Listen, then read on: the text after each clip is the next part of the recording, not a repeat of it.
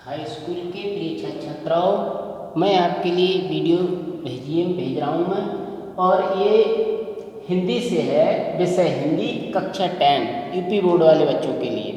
तो ध्यान दें, ये है संस्कृत व्याकरण। कैसे? ये संस्कृत व्याकरण से है।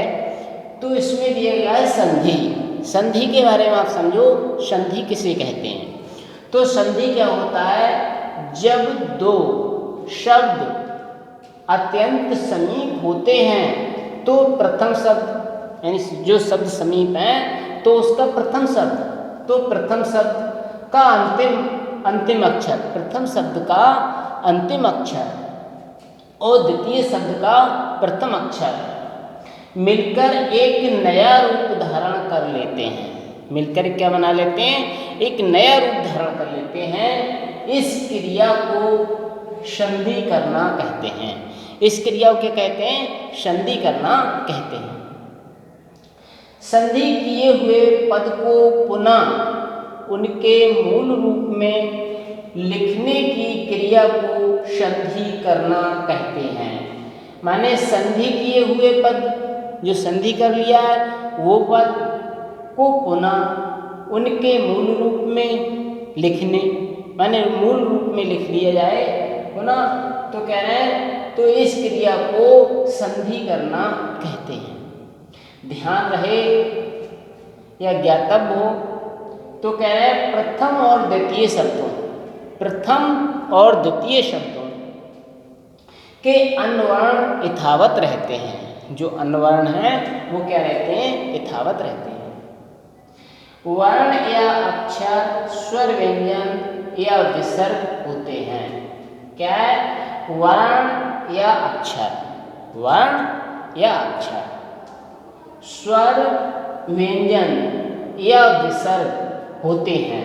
प्रथम शब्द का अंतिम वर्ण, प्रथम शब्द का अंतिम वर्ण,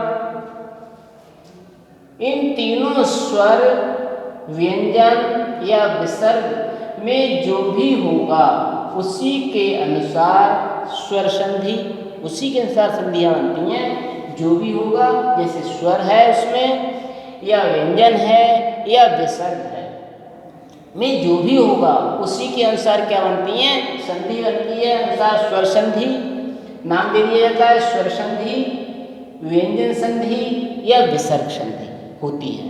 ठीक है, तो ये संधि के बारे में इतना आपको समझना है, किस तरह से क्या है। आगे देखो, संस्कृत वर्णमाला में मूल स्वर, स्वरों की जानकारी है। स्वर, तो मूल स्वर कौन कौन से होते हैं बता रहा हूं आपको। छोटा आ, छोटी ई, छोटा ऊ, रेर और ले। ठीक है, ये कौन से हैं? ये मूल स्वर हैं। ये कौन से स्वर हैं? ये मूल स्वर हैं। शैक्त स्वर, शैक्त स्वर कौन कौन से हैं? ए, ओ, ऐ, औ। ठीक है, ये कौन से हैं? ये शैक्त स्वर हैं। अब जो व्यंजन होते हैं उनके बारे में बता रहा हूँ। व्यंजन कौन कौन से होते हैं? स्पर्श व्यंजन आपने सुना होगा। स्पर्श व्यंजन कौन कौन से होते हैं? तो स्पर्श व्यंजन में क्या है? का वर्ग होता है, का वर्ग। तो का वर्ग में आते हैं का, खा, गा, घा, अड़ा।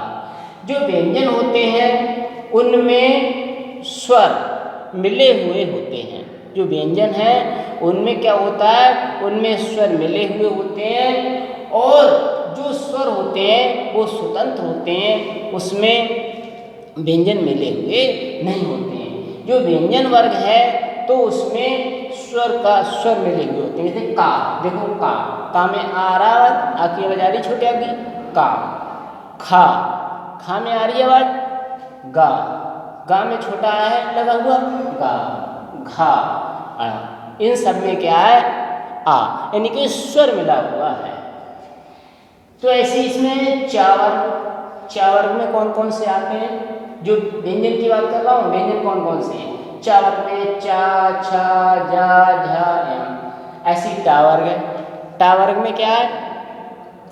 टा, ठा, टा, ठा, डा, ये कौन से वर्ग है? ये टा वर्ग है।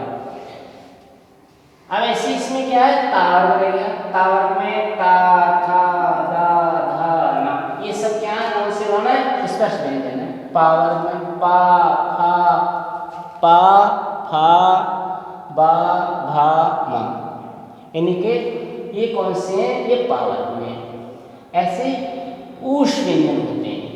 कौन से व्यंजन होते हैं? ऊष्म व्यंजन होते हैं। तो इसमें जैसे हवा के साथ में जो शब्द बोले जाते हैं, जैसे हवा के साथ में अंदर से क्या है? आवाज़ निकल, जैसी आप शब्द की आवाज़ करेंगे वैसी की जो व्यंजन बोला जाएगा तो उसके साथ में हवा निकलेगी। देखिए जरा, बोले सा, बड़ा बड़ा सा, पिट्टा सा, और छोटा सा, और हा। तो इसके साथ में देखो थोड़ी अंदर से हवा निकल रही है, तो इससे कौन से हैं? ऊष्म व्यंजन। ऐसे विसर्ग चिन्ह, विसर्ग चिन्ह में इस तरह से होता है, इसका उच्चारण ह ध्वनि का होता है। अब इसमें ये पूछा जाता है कि स्पर्श व्यंजन कितने होते हैं? स्पर्श व्यंजन कितने होते हैं? तो बच्चों स्पर्श व्यंजनों की संख्या कितनी है?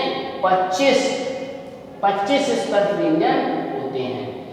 अंतस्थ व्यंजन है, अंतस्थ की बात कर रहे हैं। अंदर जब हम बोलेंगे तो अंदर से आवाज आएगी। बोलो जरा, या, वा, रा, ला, तो ये आवाज आ रही है या, वा, रा, ला। तो अंदर से जो आवाज आती है वे कौन से व्यंजन होते हैं? कौन से वर्ण होते हैं? अंतस्थ वर्ण होते हैं जो अंदर से बोले जाते हैं। तो आपको ये बताए गए हैं कि आपके कोर्स में दिए गए, उसी आधार पर मैंने ये बताएं आपको, और इन्हें याद कर लेना, अच्छी तरह से इनका अध्ययन कर लेना। इसमें से दिए जाते हैं तो हर उसमें कितने वर्ग हैं? 1, 2, 3, 4, 5 वर्ग हैं। तो 5 में कितने हैं? 25 स्पर्श व्यंजन हैं। कैसे हैं वो? 1, 2, 3, 4, 5, तो 5 इसमें, 5 इसमें, 5 इसमें, और 5 इसमें, 5 इसमें, तो ये 25 हो गए स्पर्श व्यंजन। तो इस तरह से हैं। धन्यवाद बच्चों, इन्हें याद करना। आज के लिए इतना।